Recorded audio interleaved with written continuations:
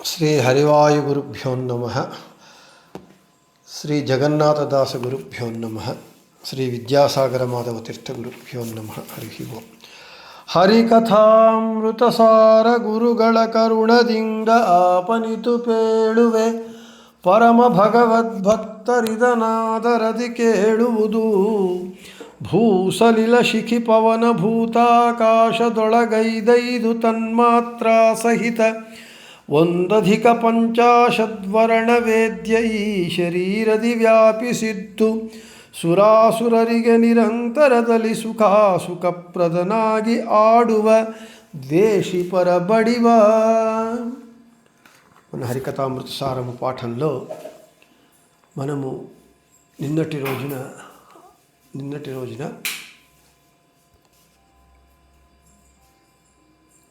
రోజున 19వ పద్యం చెప్పుకున్నాము. 100 ವರ್ಷಕ್ಕೆ ದಿವಸ 36,000 అని.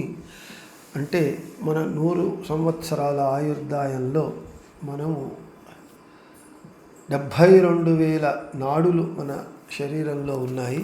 ఆ 72,000 భగవద్రూపములను స్మరించాలి అని చెబుతూ ఈరోజు 20వ పద్యంలో జగన్నాథదాసుల వారు ఈ విధంగా చెబుతున్నారు.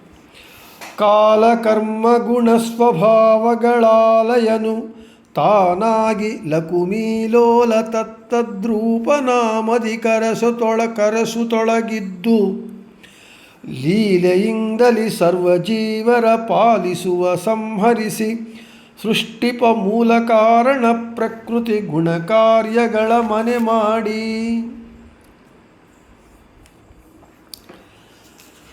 పదచ్ఛేదము. కాల కర్మ గుణ ಸ್ವಭಾವಗಳಾಲಯನು. ಸ್ವಭಾವಗಳು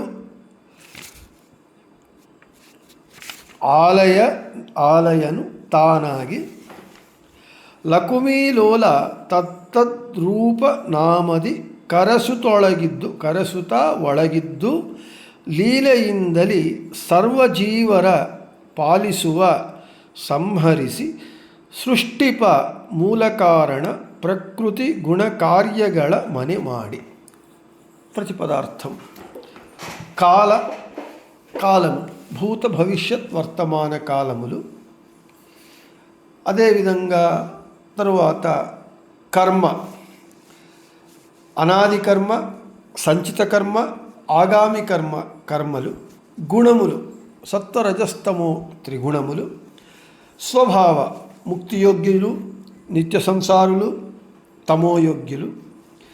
ఈ విధంగా ఎవరెవరి ఆ స్వరూప యోగ్యతల ఆలయను అంటే ఈ కాలము, కర్మ, గుణము, స్వభావము వీటిని అధిష్టానముగా చేసుకొని భగవంతుడు తానాగి అంటే ఆ అధిష్టానములలో తాను సర్వతంత్ర స్వతంత్రుడై తాను ఉండి లకుమీలోల ప్రకృతి అభిమాని అయినటువంటి లక్ష్మీదేవి పతి అయినటువంటి అంటే ఆ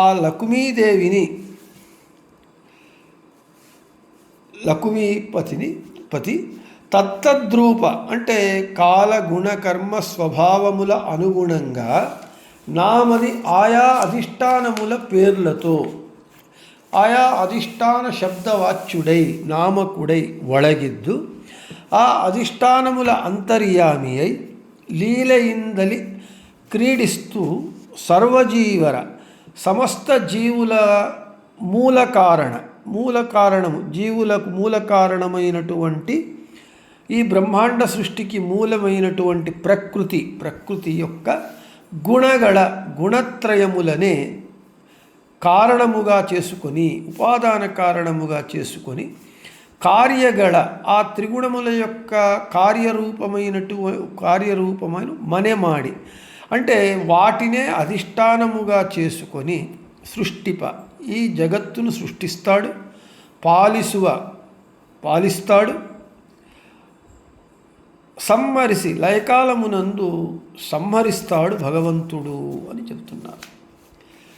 ఇక తాత్పర్యము. కాలము, కర్మ, స్వభావము, గుణము వీటిని అధిష్టానముగా చేసుకొని లకుమీపతి అయినటువంటి భగవంతుడు ఆయా కాల గుణ కర్మ స్వభావ రూపుడై తదాకారుడై తన్నామకుడై తశబ్దవాచ్యుడై తదంతర్యామి అయి తద్భిన్నుడై ఉండి ఆ అధిష్టానములందు ఉండి క్రీడిస్తూ ఈ సర్వజీవులు ఉండేటటువంటి బ్రహ్మాండ సృష్టికి కారణమైనటువంటి ప్రకృతి యొక్క గుణములనే అంటే అర్థాత్ ప్రకృతినే ఉపాదాన కారణముగా చేసుకొని క్రియలు చేస్తూ ఈ జగత్తు యొక్క సృష్టి పాలన పరిపాలన సంహారము చేస్తూ ఉంటాడు భగవంతుడు అని చెబుతున్నారు. ఇక విశేష వివరణ. భగవంతుని యొక్క సృష్ట్యాది మహిమను ఈ కాలకర్మ అనేటటువంటి ఈ పద్యంలో చెబుతున్నారు. మనకు బ్రహ్మసూత్రములు ఓం జన్మాద్యస్య యతః ఓం అని చెబుతున్నాయి.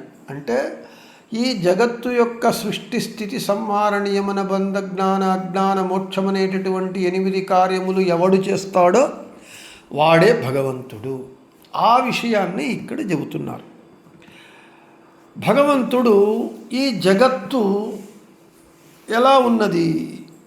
కాలము, కర్మలు, తరువాత త్రిగుణ జీవరాశులు ఇవన్నీ ఉన్నాయి. భగవంతుడు కాలమునందు కాలశబ్దవాచ్యుడై అంటే భూత భవిష్యత్ వర్తమాన కాలములు అఖండమైనటువంటి కాలాన్ని మనము లెక్కించడానికి చిన్న చిన్నవిగా విభాగించుకున్నాము. క్షణము, నిమిషము, గంటలు, దినములు, వారములు ఈ విధంగా విభాగించుకున్నాం. అంటే కాలశబ్దవాచ్యుడై కాలనామకుడై కాలరూపుడై తదంతర్యామి అయి తద్భిన్నుడై. అదేవిధంగా కర్మ, ఈ కర్మలు కర్మశబ్దవాచ్యుడై కర్మల యందు ఉండి అంటే అనాది కర్మ, సంచిత, ఆగామి, ప్రారబ్ధ కర్మ అని మొదలైన కర్మలు ఉన్నాయి. అలాగే కర్మశబ్దవాచ్యుడై కర్మ అంతర్యామి అయి తరువాత గుణము, ఈ ప్రకృతియే త్రిగుణాత్మకమైనటువంటిది. సత్వరజస్తమో గుణాత్మకమైనటువంటిది. సత్వరజస్తమో గుణ రూపుడై నామకుడై వాచ్యుడై అంతర్యామి తద్భిన్నుడై. ఇక స్వభావము సాత్వికులు, రాజసులు, తామసులు. వీళ్ళయందు ఆ స్వభావ శబ్దవాచ్యుడై ఉండి ఆ లక్ష్మీపతి ఏం చేస్తున్నాడట? ఈ ప్రకృతినే కారణం చేసుకుంటూ ఉన్నాడు. ప్రకృతిని కారణం చేసుకొని ఈ జగత్తును సృష్టిస్తూ ఉన్నాడు. జగత్తు అంటే మనకు కొండలు, నీళ్లు, భూమి అని కాదు. జగత్తు ఈ లోకము అని అంటే ఈ జగత్తు ఎటువంటిది అని అంటే చరాచరాత్మకమైనటువంటిది. అంటే జీవజడాత్మకమైనటువంటిది. ఇటువంటి జగత్తును సృష్టిస్తున్నాడు. ఎలా అని అంటే ప్రకృతిని అంటే సత్వరజస్తమో గుణాత్మకమైనటువంటి ప్రకృతిని, ప్రకృతి అభిమాని దేవత లక్ష్మీదేవి, ఈ ప్రకృతిని ఉపాదాన కారణం చేసుకుంటున్నాడు జగత్తును సృష్టించడానికి. ఈ ఒక కార్యము కావాలి అని అంటే 2 కారణాలు ఉంటాయి. ఒకటి ఉపాదాన కారణము, రెండవది నిమిత్త కారణము అని. ఉపాదాన కారణం అంటే ఒక వస్తువు ఒక కార్యం కావడానికి తాను కారణమై తన అస్తిత్వాన్ని పోగొట్టుకునేది ఉపాదాన కారణం. ఒక వస్తువు ఒక కార్యం కావడానికి తాను కారణమై తన అస్తిత్వాన్ని కోల్పోకుండా ఉండుట అనేది నిమిత్త కారణం. ఇక్కడ ప్రకృతిని ఉపాదాన కారణం చేసుకున్నాడు అంటే ఈ త్రిగుణములు సత్వరజస్తమో గుణాత్మకమైనటువంటి ప్రకృతి భగవంతుని యొక్క అచింత్యాద్భుత శక్తి చేత ఈ జగత్తుగా పరిణమిల్లుతూ ఉన్నది. కాబట్టి అది ఉపాదాన కారణం. అంటే ప్రకృతి తనకు తానుగా ఈ జగత్తుగా తయారవుతున్నదా అని అంటే అది అస్వతంత్రం. కాబట్టి అది కావడానికి చేయడానికి ఒకడు కావాలి. ఎవరు? భగవంతుడు తాను నిమిత్త కారకుడై, అంటే భగవంతుడు ఈ జగత్తు ఏర్పడడానికి తాను కారణీభూతుడైనా తాను మాత్రము తన అస్తిత్వాన్ని కోల్పోవటం లేదు.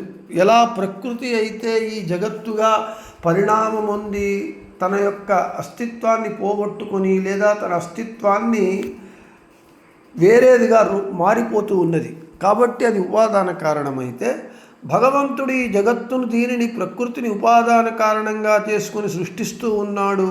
అయితే తాను మాత్రము తన అస్తిత్వాన్ని పోగొట్టుకోకుండా తన యొక్క ఏ మార్పు తనలో రాకుండా చేస్తున్నాడు కాబట్టి నిమిత్త కారణం.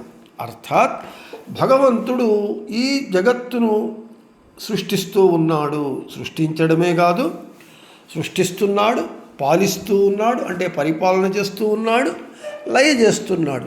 ఇదే విషయాన్ని మనకు జగన్నాథదాసుల వారు వెనుక సంధులలో చెప్పినారు. జగవనెల్లవ నిర్మిಸುವ ನಾಲ್ಮಗನೊಳಗೆ ತಾನಿದ್ದು గగనకేశనుడిద్దు సంహరిಸುವ. బ్రహ్మయందు బ్రహ్మశబ్దవాచ్యుడై, బ్రహ్మాకారుడై, బ్రహ్మ అంతర్గతుడై, బ్రహ్మ నుండి భిన్నుడై జగత్తును సృష్టిస్తాడు. విష్ణువై తాను పోషిస్తాడు. రుద్రుడై, రుద్రాకారుడై, రుద్రాంతర్యామి అయి, రుద్రుని నుండి భిన్నుడై ఈ జగత్తును లయ చేస్తాడు. అదే విషయాన్నే ఇక్కడ జగన్నాథదాసుల వారు చెబుతున్నారు. మొత్తానికి ఇక్కడ ఏమి చెబుతున్నారు అని అంటే, ఈ జగత్తు యొక్క సృష్ట్యాది అష్టకార్యాలను ఎవరయ్యా చేస్తారు అని అంటే భగవంతుడే చేస్తాడు. వాడు ఈ 8 కార్యాలను ఎవడైతే చేస్తాడో వాడే భగవంతుడు. కాబట్టి ఈ 8 కార్యాలు అతనే చేస్తున్నాడు భగవంతుడు. అయితే బ్రహ్మ సృష్టికర్త, రుద్రుడు లయకర్త అంటున్నారు కదా అని అంటే వారు కేవలం ఒక ఇన్స్ట్రుమెంట్ అంతే, ఒక పరికరం అంతే. బ్రహ్మ స్వతంత్రంగా సృష్టి చేయలేడు, రుద్రుడు స్వతంత్రంగా లయ చేయలేడు. భగవంతుడే వారిలో ఉండి, వారి ఆకారములో ఉండి వారి చేస్తున్నట్లుగా చేయిస్తున్నాడు. కాబట్టి మొత్తానికి ఈ జగత్ సృష్టి స్థితి సంహార నియమన బంధ అజ్ఞాన మోక్షం అనేటటువంటి 8 కార్యాలు భగవంతుడు చేస్తున్నాడు అనేటటువంటి జ్ఞానాన్ని పొందాలి మనము. కాల కర్మ గుణ స్వభావ శబ్దవాచ్యుడై ఆ అధిష్టానములందు తాను ఉండి తదాకారుడై తదంతర్యామి అయి తద్భిన్నుడై ఈ జగత్ సృష్టిని చేస్తున్నాడు అనేటటువంటి జ్ఞానాన్ని, భగవంతుని యొక్క యథార్థ జ్ఞానాన్ని మనము పొందాలి అని పద్యంలో చెబుతూ, ఇక ತಿಲಜವರ್ತಿಗಳನುಸರಿಸಿ ಪ್ರಜ್ವಲಿಸಿ ದೀಪಗಳ ಆಲಯದ ಕತ್ತಲೆಯ ಭಂಗಿಸಿ ತದ್ಗತಾರ್ಥವ తోరువందదలి అనేటటువంటి 21వ పద్యాన్ని రేపు చెప్పుకుందామని చెబుతూ శ్రీకృష్ణార్పణమస్తు, మద్భేషార్పణమస్తు. అందరికీ శుభమస్తు.